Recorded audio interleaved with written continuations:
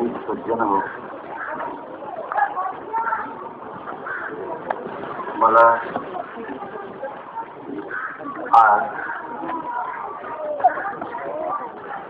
डोंबिवली केंद्रावर असं काहीतरी बोलावं लागेल. आता जर 1 महिन्यापूर्वी एखाद्या ज्योतिषाने भविष्य वर्तवलं असतं तर मी सुद्धा त्याला अक्षरशः वेड्यात काढलं असतं की काय वेड्यात असा बोलतो.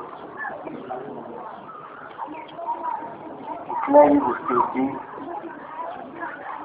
ध्यानी मनी कुठलीही कल्पना असताना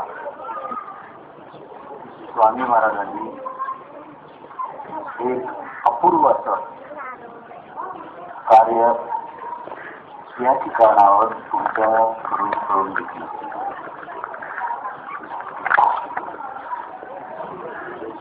मी सुमारे 34 वर्ष 1950 साली मी दत्त मार्गात आलो, म्हणजे स्वामी मार्गात आलो. 1950 साली. तत्पूर्वी सगळ्यात वाटचाल करत करत करत मी 1950 साली इथे फिरवलो. पूर्वी आज 34 वर्ष झाली. कोणत्याही तऱ्हेचा मनात विकल्प आला नाही.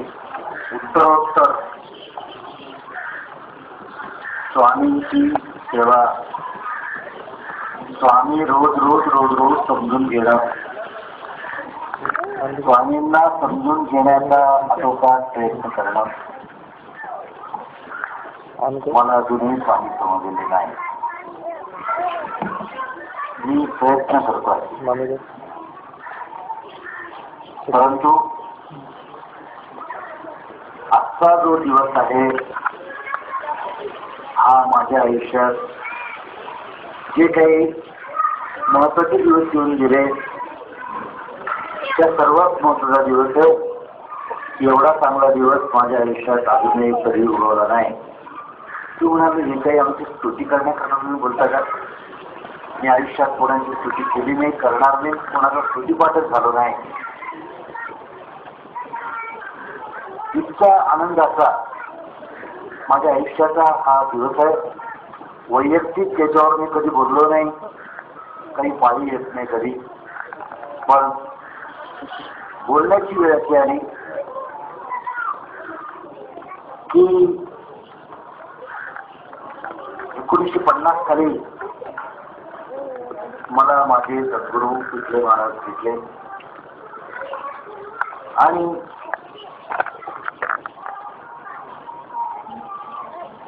ते चित्र, ते व्यक्तिमत्व, त्यांच्या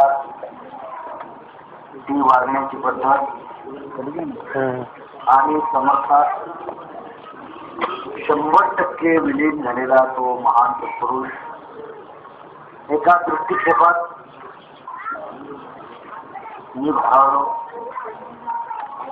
जगात योगी कसे असतात, भक्त कसे असतात, आर्थ कसे असतात, विवद कसे असतात, जिज्ञासू कसे असतात आणि धर्मकार्य करणारी माणसं कशी असतात आणि स्वतःला किती विसरावं लागतं याचा तो मूर्तिमंत पुतळा होता. तुम्हाला काय सांगू, मी ज्यावेळेस त्यांच्याकडे प्रथम गेलो त्यावेळेस दुपारची त्याची वेळ होती. त्यांना तहान लागली. ते उठले, माठातून पाणी आणलं, महाराजांच्या फोटो समोर ठेवलं, चिंदा मुद्रा केला आणि पाणी प्याले. तुम्ही असं कधी आयुष्यात पाहिलं नव्हतं.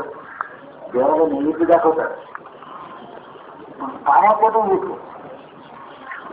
पण माझी बोलायची ते इतकं व्यक्तिमत्व विशाल होतं, मी काही बोलू शकत नव्हतो. आणि अशा अवस्थेत तो देवापुढे पेला ठेवला, चिंता मुद्रा केला, महाराजांना पाणी प्यायला. नंतर माझी चौकशी केली, माझ्याबरोबर एक मध्यस्थग्रस्त होते आणि माझी चौकशी केल्यानंतर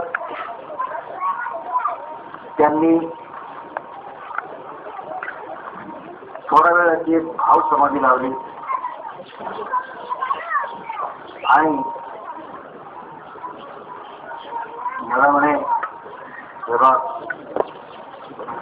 या मार्गाने जर वाटचाल करायची असेल तर आतापर्यंत ज्या मार्गाने वाटचाल केली त्याच्या हातावर पाणी घेऊन तिलांजली घ्यावी लागेल, तर इकडे या, नाहीतर चालायला लागेल.